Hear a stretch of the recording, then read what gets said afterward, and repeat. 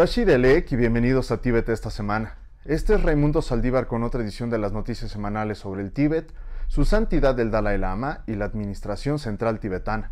Veamos los titulares. Su santidad el Dalai Lama elogia a la Unión Europea por la paz en la región. Su santidad el Dalai Lama participa en reuniones y da enseñanzas.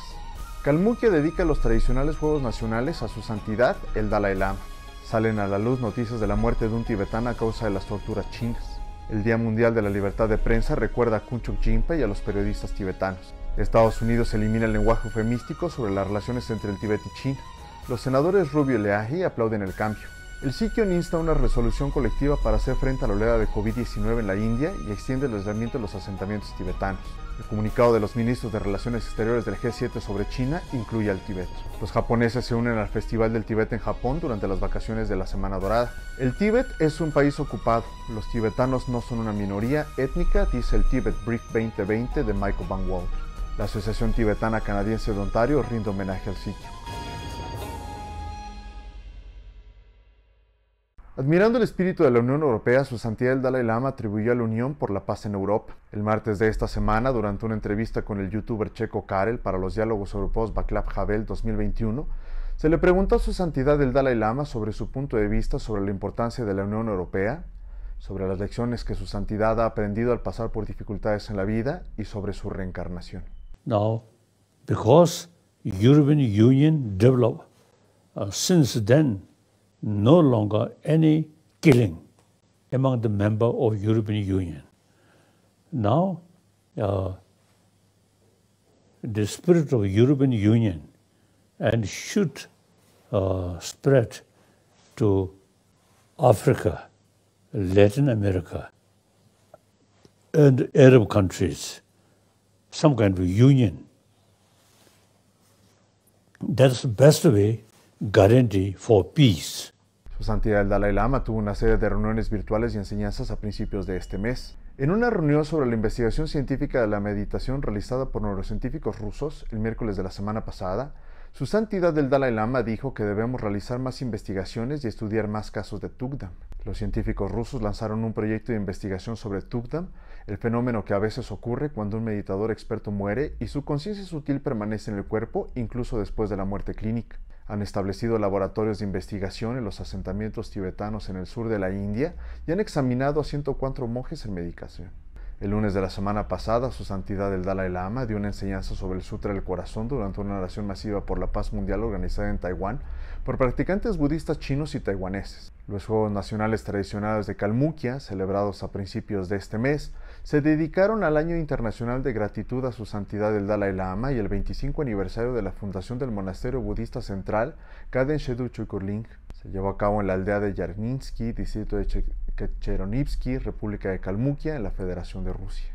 Según una fuente, un hombre tibetano detenido en 2019 por negarse a participar en campañas coercitivas de reeducación política en el municipio de Tachen, en el condado de Nakchu, en la llamada región autónoma del Tíbet, en la zona tradicional de Shakrampo, de la provincia tibetana de Kham, murió después de ser golpeado estando en custodia de la policía china. Norsang, de alrededor de 36 años, junto con varios otros tibetanos, fueron sometidos a una campaña de reeducación política masiva o educación patriótica llevada a cabo por las autoridades locales en un esfuerzo por sofocar cualquier amenaza de disturbios civiles o incluso levantamientos ante la delicada ocasión del Partido Comunista Chino.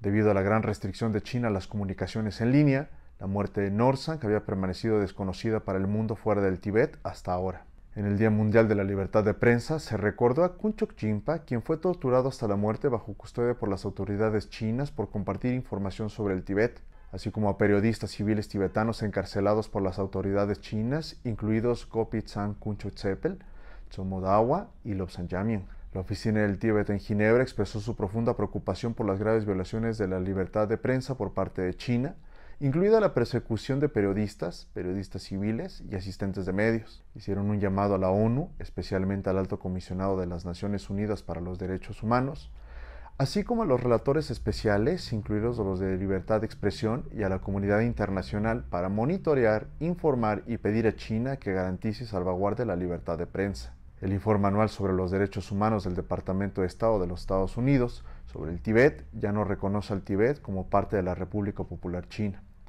El senador Marco Rubio y el senador Patrick Leahy, patrocinador original y copatrocinador de la Ley de Política y Apoyo Tibetano, enviaron una carta al secretario de Estado, Antony Blinken, aplaudiendo la eliminación del lenguaje gratuito con respecto a la política estadounidense sobre la relación del Tíbet con la República Popular de China del Informe Anual de Derechos Humanos. El Sikion, el Dr. Lobsang Sangye, discutió con el entonces coordinador especial, Robert Destro, durante su reunión en octubre pasado sobre este asunto en particular. Este bienvenido cambio es el resultado de la campaña constante de la Oficina del Tíbet Washington, D.C., los grupos de apoyo al Tíbet y de otras personas.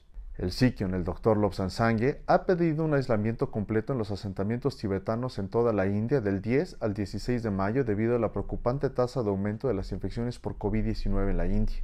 En una conferencia de prensa celebrada el jueves de la semana pasada, el Sikion habló sobre mantener un esfuerzo colectivo y coordinado para hacer frente a la situación de la COVID hasta que las vacunas estén disponibles para todos.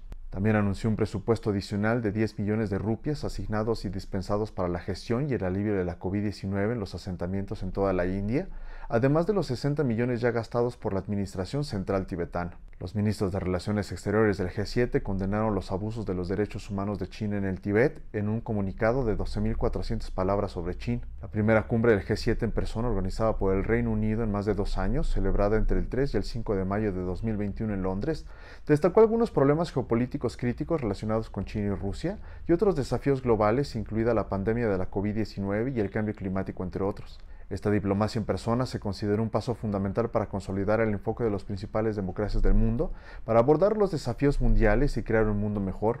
Mientras las naciones del G7 discutían una amplia gama de temas globales, desde el cambio climático, los derechos humanos, hasta la igualdad de género, China fue el centro de la discusión y no por buenas razones. Japoneses y tibetanos en Japón se reunieron en línea en el Tibet Festival Japan de 4 días organizado por la Casa del Tíbet Japón, coincidiendo con las vacaciones de la Semana Dorada del 2 al 5 de mayo. El festival tiene como objetivo celebrar la rica cultura, la religión e historia del Tíbet y expresar una profunda gratitud al gobierno y al pueblo japonés, simpatizantes y patrocinadores por su inquebrantable apoyo al Tíbet. Además, brinda la oportunidad a los tibetanos y japoneses de compartir la rica cultura que cada uno y en ese modo fortalecer el vínculo especial y cultural. Como orador invitado en el seminario web del Grupo Parlamentario Lituano sobre el Tíbet, el Dr. Michael Van Walt dijo que el Tíbet es un país ocupado y los tibetanos no son una minoría étnica. Al seminario web asistieron miembros de los parlamentos y simpatizantes del Tíbet de los países bálticos el lunes de esta semana. El Dr. Michael Van Walt habló sobre su libro Tibet Brief 2020 en una presentación sobre la cuestión del Tíbet que él y Miek Bolges escribieron para romper el silencio sobre el Tíbet. Según Michael Van Walt, el libro trata fundamentalmente sobre el estatus legal internacional del Tíbet y lo que eso significa para la comunidad internacional. La República Popular China no tiene soberanía sobre el Tíbet y que el Tíbet es un país ocupado. En la reunión, el representante Tashi Punso, que elogió al Dr. Van Walt por su notable trabajo, recordó las enormes contribuciones del Dr. Michael a las cuestiones legales y políticas del Tíbet. La Asociación Tibetana Canadiense de Ontario organizó un evento virtual de agradecimiento al Sikion para celebrar su incansable servicio y su distinguido liderazgo. Entre los participantes en la ceremonia se encontraban el representante Godup Sering, miembros de la Asociación Tibetana Canadiense de Ontario, representantes de varias ONGs tibetanas y algunos parlamentarios canadienses que enviaron sus felicitaciones y buenos deseos en video al Sikion. Se proyectaron mensajes de video especiales con algunos de los distinguidos diputados de la Cámara de los Comunes de Canadá, lo que hizo que el evento fuera muy especial.